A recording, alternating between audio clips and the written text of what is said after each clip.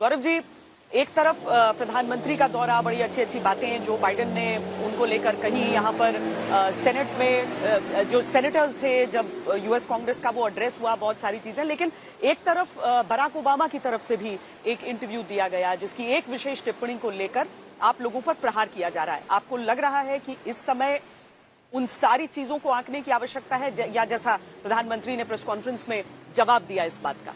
गौरव जी।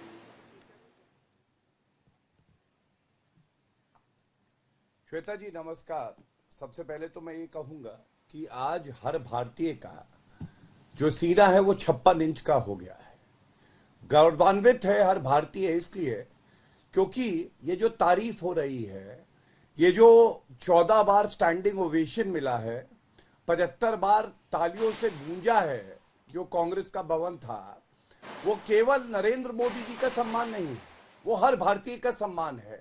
और हमें एक बात समझनी होगी, भारत का लोकतंत्र कितना मजबूत है ये इस बात से स्पष्ट हो जाता है कि भारत की जो जनता है 135 करोड़, उसने नरेंद्र मोदी जी को एक बार नहीं 2 बार प्रधानमंत्री चुना है। उसका अपमान नहीं करना चाहिए कि ये आकलन कोई और ताकत भी करेगी। लेकिन मैं एक बात जरूर कहूंगा, आज जो बिडेन जो कि अमेरिका के राष्ट्रपति हैं, उन्होंने क्या कहा है मोदी जी के लिए, ये महत्व रखता है। महत्व ये रखता है कि वहां पे जितने कानून बनाते हैं, जिनको लॉ मेकर्स कहते हैं, उन्होंने मोदी जी के लिए क्या कहा है, किस तरह से उनके सम्मान में तालियां बजाई हैं, ऑटोग्राफ लेने गए हैं, ये बात है। और ये नरेंद्र मोदी जी की शख्सियत है श्वेता जी, कि हमने देखा किस तरह से पूरे विश्व को नेतृत्व दे रहे हैं। भारत आज हिस्सा नहीं लेता है, भारत आज नेतृत्व देता है। कल जब सुना आदरणीय प्रधानमंत्री जी को, एक भारतीय होने के नाते मुझे भी ये गर्व हुआ किस तरह से जो अहम विश्व पटल पर मुद्दे हैं, चाहे वो आतंकवाद की बात हो, चाहे वो डेमोक्रेसी की जो रेलेवेंस है, जो ताकत है, उसको उजागर करना हो, चाहे IA जिस तरह से उन्होंने कहा intelligence, artificial intelligence, America India, ये उसी तरह से है, चाहे विस्तारवादी जो देश है उनको करारा जवाब देना हो, ये सारे वो मुद्दे थे जो हर भारतीय चाहता है विश्व पटल पर उठे। और जिस तरह से अमेरिका ने भी हमारा साथ दिया है, कंधे से कंधा मिलाकर वो ये लड़ाई लड़ने के लिए तैयार है, ये हर भारतीय की जीत है। और मैं इतना जरूर कहूंगा कि जैसे जैसे मोदी जी बोलते रहे, पूरा विश्व उन्हें सुनता रहा। यहां पे कुछ विपक्षी दल हैं जो छाती पीटते रहे, जो दर्द बयां करते रहे, जो सुलगते रहे, जो झुलसते रहे, उनका आप कुछ कर नहीं सकती, क्योंकि जैसा कहा democracy is in the DNA of every Indian.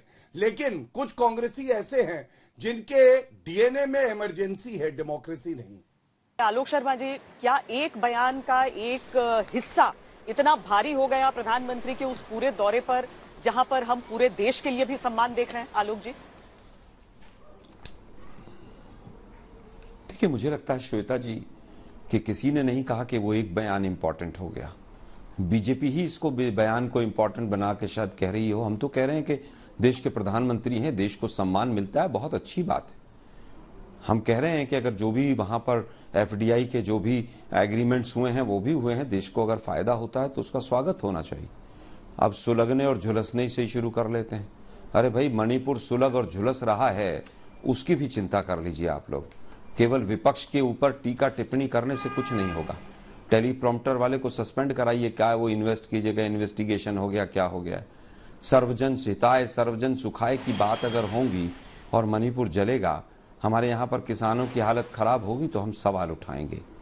इससे पहले भी तमाम प्रधानमंत्री गए हैं, उनका भी स्वागत हुआ है, लेकिन पहली बार हुआ है कि एक बहुत बड़ी संख्या में सांसदों ने बायकॉट किया है। क्या ये सच है कि नहीं, बीजेपी बताए। विदेश मंत्रालय क्लेरिफाई करे कि बहुत से सांसदों ने क्या ये लिख कर दिया है कि मोदी साहब से जो बाइडेन ये सवाल पूछें।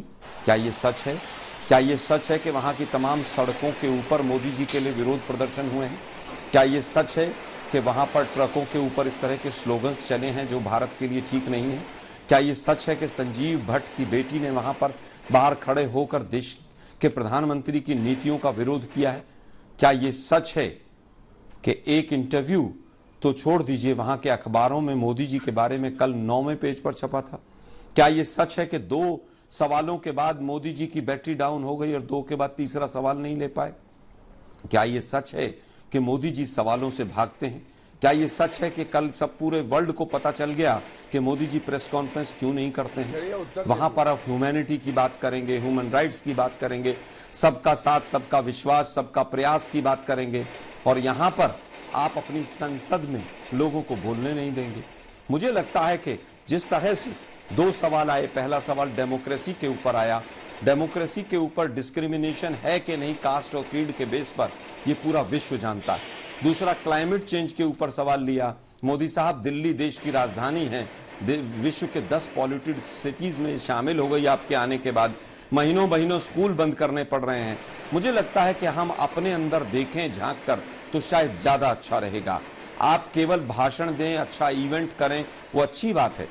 मोदी साहब और बीजेपी ये जवाब दे के जो न्यूक्लियर डील 1, 2, 3 हुई थी उसको कंटिन्यू क्यों किया, जो अमेरिका के साथ इतनी बड़ी डील थी जिसका बीजेपी ने संसद में विरोध किया था। लेकिन मैं फिर कहूंगा कि देश के लिए अगर कोई चीज अच्छी होती है, कांग्रेस पार्टी उसका स्वागत करेगी।